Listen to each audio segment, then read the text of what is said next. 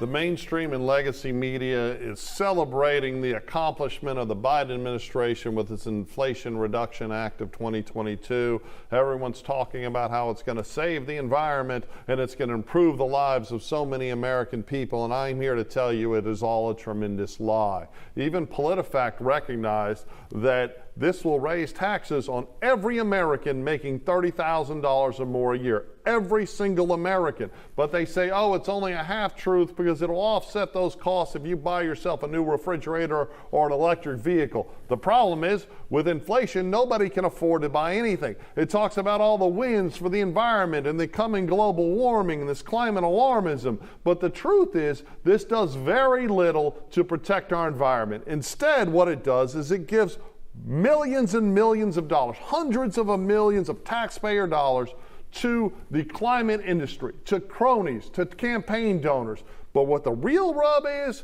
$80 billion to the IRS, more than half of it goes to new enforcement that is designed to go after the individual taxpayer, not the rich who have lawyers they can hide behind and accountants they hide behind, but small business people and the middle class. And if they're going to spend $80 billion, you know they're going to take even more from us. This is all about raising taxes and taking away economic liberty. It has no impact of inflation. It will do nothing for the environment, and the media is lying to all of you about it. Calm down, Charles. Hey, man, it's true. I love America. I care about America, and this is destroying America. Well, guess what, brothers and sisters? Ain't no love good if it ain't good to you. First of all, there's three aspects of this bill that you're not talking about. One, this will give Medicare the ability and the power to negotiate pharmaceutical drug prices with these pharmaceutical companies. The pharmaceutical companies have been raping and robbing the American taxpayer, the American citizen for decades. It is time that the Senate pass a bill that holds them accountable for these outrageous prices that we pay for drugs from these pharmacists that are priced way too high. Do you realize, Charles, that the same aspirin that you get at the hospital in America, you can get it for $1 in Mexico, but it's $35 here. That same aspirin, you can get it for $1 in Canada, but it's $35 here. Pharmaceutical companies have gotten super rich off of manipulating and exploiting the American people's desire to have wealth before health. The American people want to be healthy, man, but those companies want to get rich. It also will help us move toward more green energy. Whether you like the term green energy or not, America is suffering, Charles, because global warming is real. Brothers and sisters, we just had a NASA scientist who is the canary in the coal mine. He handcuffed himself to Chase Bank just last week. He said the world is headed toward a catastrophic event and reality because of global warming, and the governments are not telling the American people or the people of the world the truth. That man is a whistleblower. We have to do something, Charles, to move toward green energy to try to save the planet Earth. The earth is dying, whether we want to admit it or not, because of the carbon footprint that the whole world is contributing to, like India, like China, who don't care nothing about changing their policies. But America should set the standard first and push and force the rest of the world, if we have to save the planet. That bill is bad in giving the IRS that amount of money to do nothing, to be honest with you, because I think a great part of the IRS should be abolished. But we have to do something about global warming. It is real, and we have to make these pharmaceutical companies lower these drug prices, because it is a shame what they're charging American people for a prescription.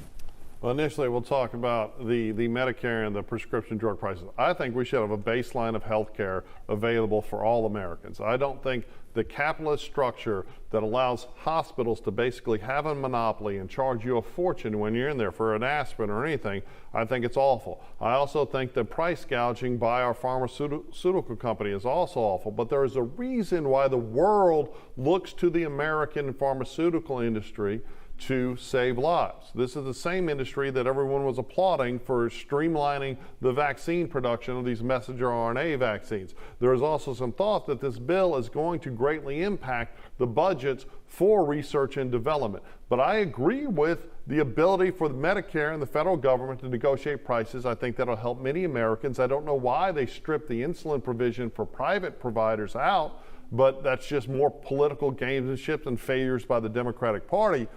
But I agree with that. But you could do that without raising taxes on all Americans. You could do that. Well, this is called an Inflation Reduction Act, right? It does nothing. Everyone agrees. The Congressional Budget Office, Bernie Sanders, everyone agrees.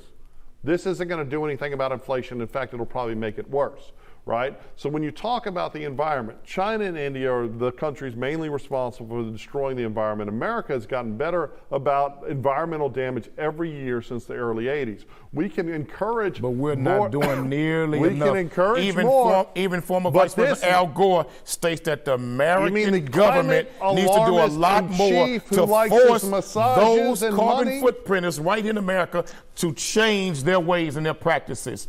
Charles, look, how many man, mansions have you does Al Gore have in this recognized- country? Well, look, and all he flies politicians, around in a all private all jet. politicians No, he's get made rich. a lot more. All Al politicians Gore get made rich. his fortune with climate alarmism. We need to address. Charles, name one politician who didn't go to D.C. and get rich.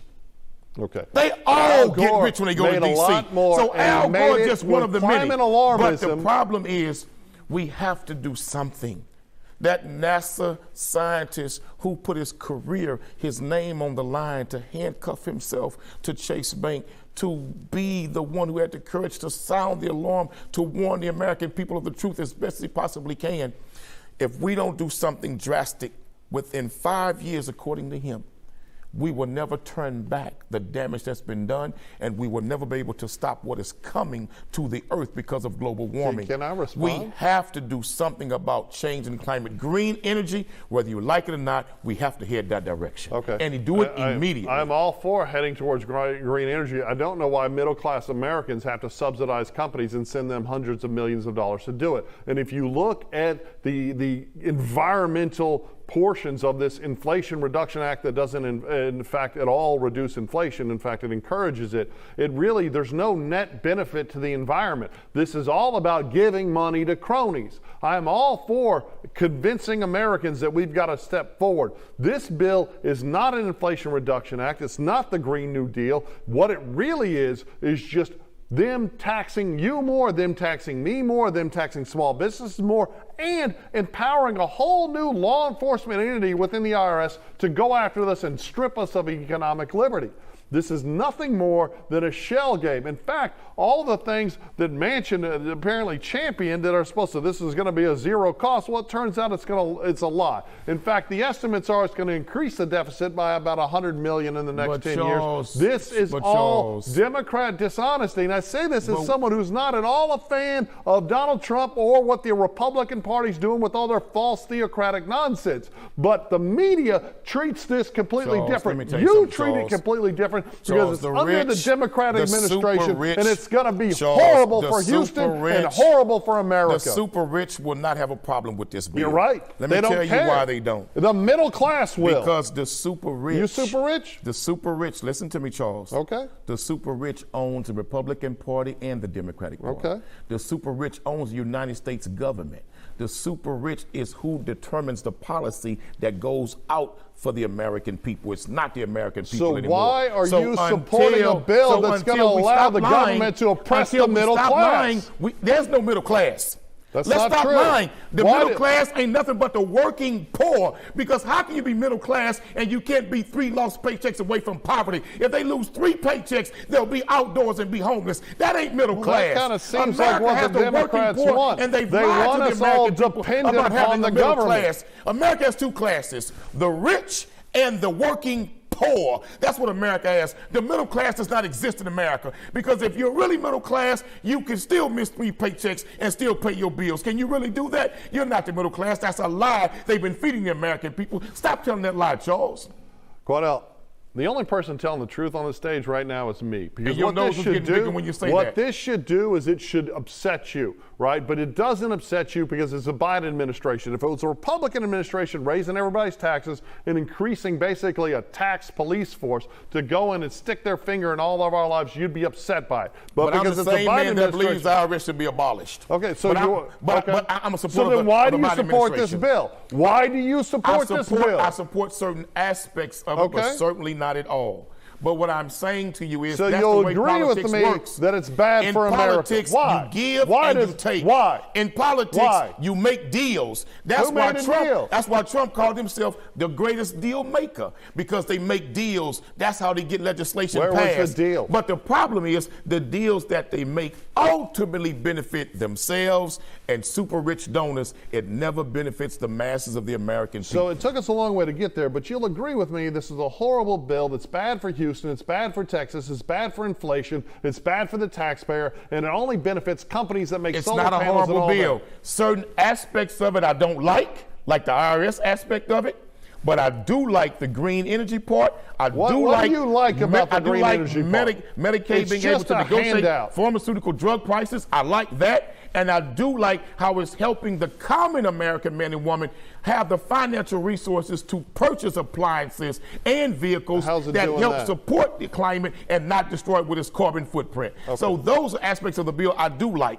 I may not like all of it, but I'm not throwing the baby out with the bathwater. Okay, so how does it help the average American who's struggling right now to buy gas? It's raising, there's a new excise tax on natural gas. It's threatening the petrochemical industry. So it's going to make our gas prices go up. It's going to make our tax bill go up. But if we have some extra money lying around, maybe we can buy a $100,000 Tesla and get a little tax credit. This is all No, there's a better way to lower gas prices. Let me tell you, lower Drill. gas. No, Drill. You ain't got to drill You ain't right gotta here in drill. Texas. Let me tell you how you lower gas prices.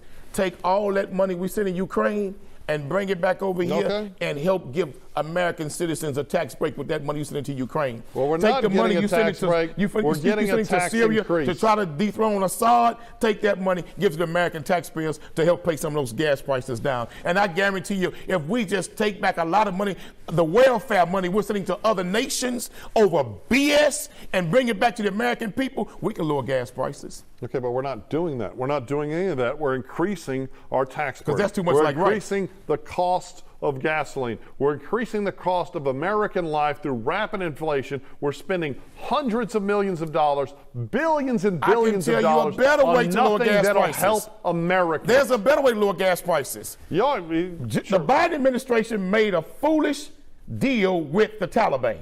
The Taliban lied to the Biden administration and ran us the hell up out of there looking like clowns. Well, how about we tell the Taliban, look here, baby, since we spent all those billions and trillions of dollars in Afghanistan to rebuild that nation, now we want our money back. How we get it back? We're going to take some of that oil, baby, and bring the oil right to America and give it to the American taxpayers. Since the American taxpayers rebuilt Afghanistan, So you since think the we American should start taxpayers another rebuilt war the in infrastructure, Afghanistan? let's go get that that'll oil cost and bring it back to the trillions American more taxpayers. to try to steal some oil when we Steal oil. we could be energy Steal independent oil. right here in Texas. Texas The has American enough government's oil been and stealing gas oil for production generations. for the entire country. America can Steal be some energy oil. independent, but the Biden administration has been aggressive to destroy and pull down the Ladies and petrochemical- gentlemen, I don't see how any we Houstonian cannot steal supports oil this. from Afghanistan when we built it know what? from nothing We back couldn't- up. We we cannot couldn't steal get oil from anything Afghanistan done. when we rebuilt the infrastructure and we built this military and we helped with the Taliban back in power. fairy tales All we are got to nice, do is call but in it's our not- debt and say, send us some oil to pay that debt you owe us. You know, and I fairy guarantee you, we ain't got to drill in America. Just get what we've been drilling in Afghanistan. Fairy tales are nice. This I didn't bill know is damn fairy horrible tale. for That's America, what we need to do. And you only support it because it's a Democrat administration. Trump would have did it Oh, we would because he was a fool. He'd have did it.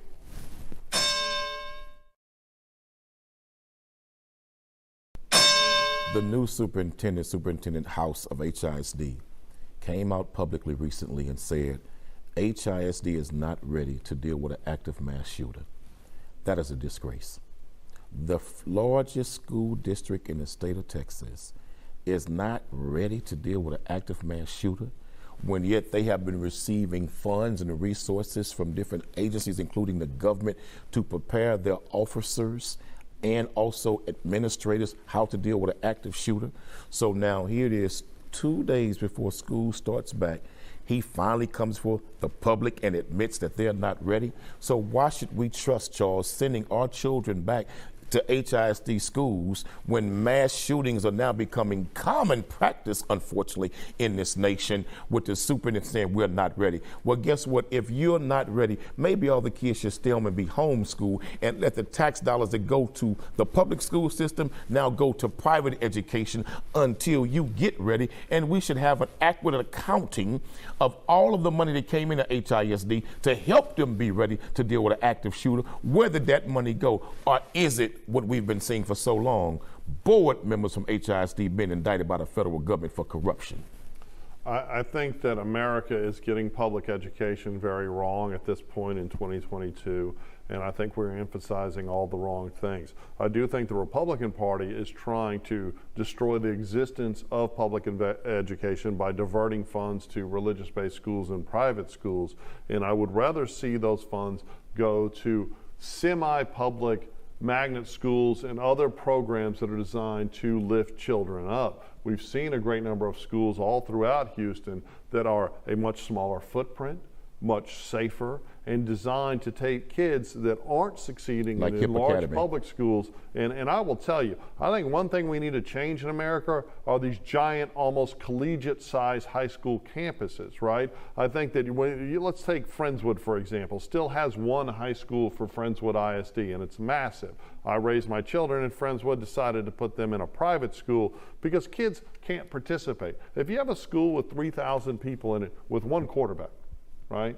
One starting five on the basketball team, two lead debaters, one editor of the newspaper, all these extracurriculars, so few kids get to participate, right? You also have kids falling along the wayside and there's no focus. You also have a problem with security. What we should have are much smaller campuses where you don't have a $5 million auditorium or professional football-sized stadiums, where you have smaller things, where more kids can get involved, where there's more interaction. We just need to change the paradigm. We need to be willing to spend the money to make schools safer. However, it sounds to me like the HISD, they're just trotting this out, one, to try to force more money, despite all the millions they've been given to address this situation, and to give them an out when it happens without fixing anything. We need to have robust discussions about how we fundamentally change American schools to make them safer for the students. Because I agree with you, I wouldn't send a kid to public school right now. There's no way in hell. Let me say this, Charles. We can never save the American public school system until we bring God back into the American public school system. So which God? We have evicted, there's but one God. Okay, but that's your opinion. The send of all that's your faith. prophets, messengers, and warners. Okay. And I believe the same God that sent Christians, that sent Muslims, that sent Jews, sent all from him, that one Unitarian God is what you and want that's in who he school. is. He's the sovereign God of us all. Okay. Here's my problem, Charles. Until we bring God back into school, man, ain't none of this going to work. Because the minute we took God out, in came metal detectors. The minute we took God out, in came mass shooters. The minute we took God out, in came all of these crazy programs and school groups on campus that never existed before until we took God out. But my biggest concern is this. Have you saw the teacher shortage in America now? Right. Why would you be a teacher? Do you see that Why HISD, would you be a teacher or a police officer in America right now? HISD has thousands of positions they can't fill. Why would you do it to because teachers don't want to teach anymore. And why they don't want to teach anymore? Because now the school systems have become so crazy in the public school system. Right. We got kids video recording, slapping teachers, beating teachers, threatening teachers. Now we got school fights that's being promoted on live, Facebook Live, on social media, Instagram Live. Teachers are tired of the madness, and until we make the homes more accountable, make parents more accountable for the standards they teach their children, until we have parents supporting teachers like they did back in the day. When I was a young man growing up, if I came home and my teacher said I did something wrong, my parent believed the teacher first and the child second. Now the parents believe the child first, the teacher third. That's the problem in America. We need to strengthen the homes. And the only way we can do it is bring more fathers back into the homes, bring marriage back into the homes so we can strengthen the children we send to the public school system where teachers want to teach. Now, many of them feel it's like going to prisons in these schools and trying to teach children that'll meet you at your car and beat the hell out of you as a teacher. There's too much madness in the public school system. It needs a complete overhaul for the amount of money that the government and the states are giving to the public school system. What are we getting on our return when we're now like 39th in the world when it comes to student performance, but yet we're number one in spending per student on the earth? That's madness. Quanell, I agree with you on many of those. First of all, it's very refreshing to hear you come out with a pro-public safety, pro-public service argument. I think that what we've had in America, not just in schools, but you see just brazen crime now in Houston. You see it everywhere because cops are demonized, teachers are demonized, and while I think we need more transparency in law enforcement and transparency in public schools, and I've been advocating for reforming our criminal justice system for 2 decades, I will tell you that the years I spent wearing a black robe, I had a juvenile docket.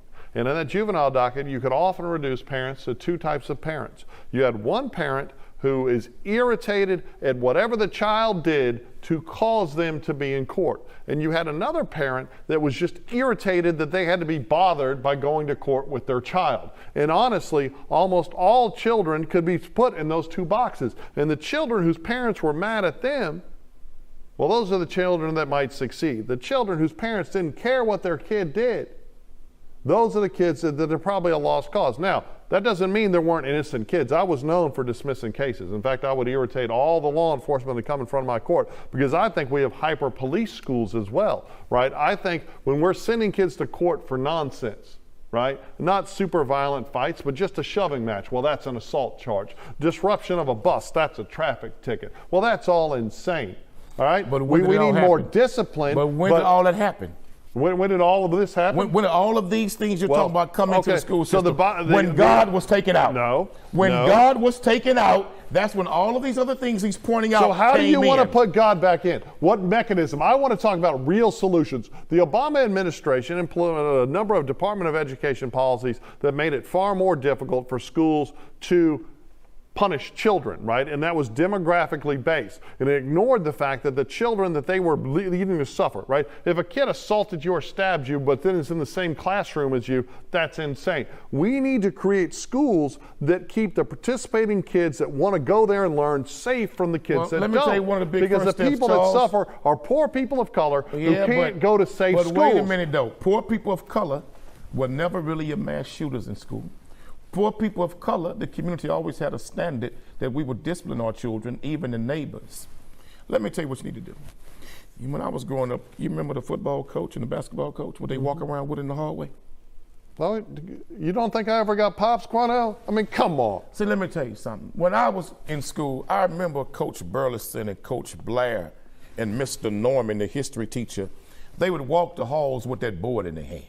And even when the thug was told, get to class, the thug got to class because the thug did not want to have a meeting with that board. See, the problem is we took out corporal punishment, took God out, and look what happened to the school system now. We got to bring God back in, and let's let parents choose whether they want to accept corporal punishment or not. See, the problem is most of the parents who don't want their child being paddled to school, their child is at home beating the parents upside the damn head when the child is at home. See, too many parents are afraid of the children, and here's the problem. The teachers are afraid of the superintendent is afraid of the board is afraid of the parents are afraid of the children, and the children, they're not afraid of no damn body. That's the problem. We need to bring accountability and discipline back into the school by bringing in God and bring back corporal punishment. That'll be a great help. You know, it sounds good, and a lot of Republicans, a lot of conservatives cheer when someone trots out this, hey, let's bring God back in the schools. But I'm more interested in real solutions, right? And you're exactly right. The teachers are put in this position where they don't feel like anyone has their back, right? Like any excuse to go after them and ruin them. I don't see why anyone chooses to be a teacher in this day and age. I don't see why anyone chooses to be a police officer or a firefighter in this day and age, because it's no longer seen as doing good service. It's no longer applauded for going out there and supporting your community by participating in your community, and you're not backed. But the truth is, just saying, we need to put God back in schools, that's not a solution. What we need is we need more discipline, and we don't need the old way, where a young African-American man would break a rule and suffer one punishment, and a wealthy, privileged white kid. That way still exists. Okay, but that still exists right now, well, on every level in America. Actually, in 2022, that still exists on every level in because America. of Biden and Obama policies, it's actually kind of flipped. No, that's because a lie. Instead of the white kids got the complexion for the protection, and the black kids still have another standard of punishment that they receive good, compared to the white kids. That's the American way that's apple and cherry pie in this country. Violence in schools is almost always racially and socioeconomically homogenous, and we have separated our school system so much that we still have a reality. Bring back God and bring back corporal punishment. No, what we need to bring back, Charles, is discipline and safe schools. Discipline, there you go. There needs to be nothing more important than the safety of public schools. When I was in 5th grade, Charles, there was a friend of mine named Stacy Mohead. I hate to use your name, Stacy, but I got to use it. Stacy Mohead was a hard-headed, quote-unquote, thug-like brother in junior high. He got in trouble one day and cussed out Miss Morgan. And she called home. His mama came up to the school, walked in the classroom with a belt, and whooped his natural raw asinine behind in the classroom, scared all of us to death. And do you know that Stacy Mohead never opened his mouth disrespectful to that lady again? And in fact, she scared all of us so bad, we was very nice toward Miss Morgan because we didn't want to see Mrs. Mohead again ourselves. That's what needs to happen in America. Bring back Big Mama coming to the school. Bring back Paw Paw. When he get angry, he got to leave his job to come up to the school. Because back in the day, Charles, if your daddy had to leave his job to come deal with you at school, he'd wear your ass out in the bathroom, and I guarantee you, you would never want to see him again. Well, we most certainly need to have more fathers involved with children in America. But this anecdote is nice, but the truth is that it's been firmly shown that violence usually only encourages more violence. Oh, stop and fear it, man. doesn't. I'm not anti-corporal punishment, but child. you use corporal punishment and God as these great big Spare brushes the to rod fix it. and spoil the child. We need more parental involvement. We need more consequence for kids that misbehave. We need to protect the good kids. We have school districts like Boston and New York and California as a whole trying to do away with gifted and talented programs, trying to put smart kids back in the classes with the kids that torture them. We need to have safe schools smart kids that are tortured by kids, regular kids in the classroom? No, by the kids that don't behave. Right? People and there's work a way hard to deal with them. and they want to, yes, you're right, but no one is. Kids need to have a sanctuary. No. The good, hardworking kids of every race need to have somewhere where they can go be safe. And there's no safety. Let Miss Jackson get that board back. And when you act a damn fool in class, Miss Jackson take that board out and sit on the table and say what you want to do. Okay, or you want to act right, or you want to meet Mr. Goodright? Just have small schools. You want to act right, or you want to meet Mr. Get Right? Campuses for the hardworking and the rule binding, and campuses for the kids that want to act out. Bring back discipline to the schools, man. It's easy, bring back corporal punishment. Solutions. Bring back God, and let Big Mama and Paw James come on back up there and deal with them bad, misbehaving kids. And I guarantee you, the environment, the climate, and the behavior will change. We'll see.